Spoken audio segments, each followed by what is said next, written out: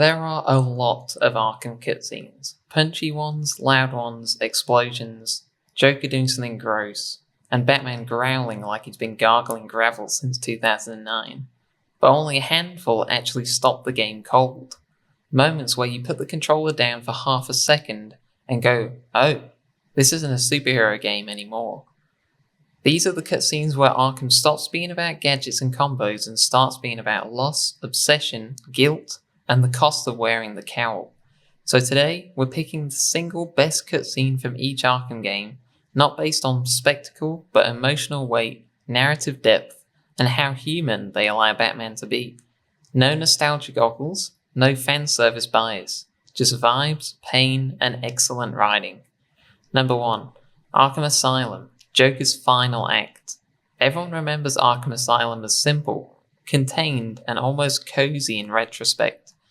But the best cutscene isn't Joker's introduction, it's the ending.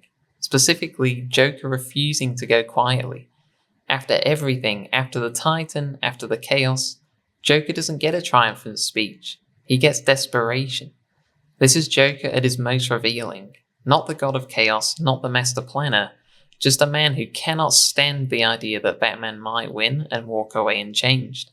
When Batman refuses to kill him again, Joker doesn't laugh, he breaks. And that's the point. Arkham Asylum quietly establishes the core tragedy of the series. Batman can save Gotham, but he can never save this. Joker isn't chaos incarnate yet. He's just a parasite that knows his host will never pull the plug. Arkham City, Joker's death. Let's be real, this is the moment. No cutscene in the entire franchise is more famous, and honestly, none carry more narrative confidence, because Rocksteady kills the Joker. Not with a bang, not with a heroic monologue, but with regret. Batman has the cure, he chooses to save him, and Joker, for the first time ever, realizes that Batman meant it. That laugh that dies in his throat isn't funny, it's tragic. That line works because Joker, that actually is pretty funny, works so well because Joker finally understands the joke, that Batman would rather suffer forever than cross that line. And Batman's response? Not relief, not triumph, just silence. Arkham City understands something most superhero stories don't. Winning doesn't mean healing. Batman doesn't beat Joker. He loses the one enemy who defined him, and has no idea who he's meant to be without. Arkham Origins, Alfred in the Batcave. Origins is messy, but when it hits, it really hits, and nothing hits harder than Alfred calling Bruce out in the Batcave. No villains, no masks, just an old man watching a boy kill himself slowly in the name of the mission. Alfred doesn't yell because he's angry, he yells because he's scared. This cutscene reframes Batman entirely. Bruce isn't noble yet, he isn't balanced, and he's angry, reckless, and alone. Alfred isn't the loyal servant archetype. He's a father who knows he's already losing his son. This is the only Arkham game where Batman is told directly, "This will destroy you," and Bruce ignores this, which makes everything that comes after feel inevitable. Arkham Knight, Joker's final goodbye. This isn't the tank reveal, it's not the Nightfall Protocol, it's Batman locking Joker away in his own mind.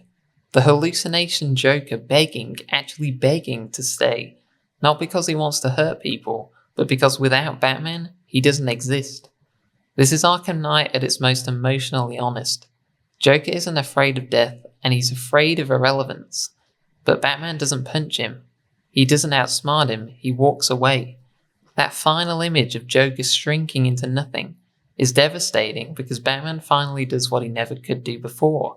He lets go, not of the mission, but of the part of himself that needed Joker. This is closure, but not for Joker, for Bruce. Arkham succeeds where a lot of superhero stories fail.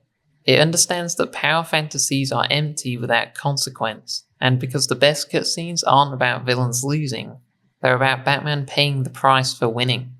Every game strips something away: innocence, certainty, identity, and purpose. And by the end, what's left isn't a legend, it's a man who chose the mission, knowing it would cost him everything. And that's why these cutscenes still hurt. Because they don't ask, is Batman cool? They ask, was it worth it? Anyway, guys, I'll see you in the next one.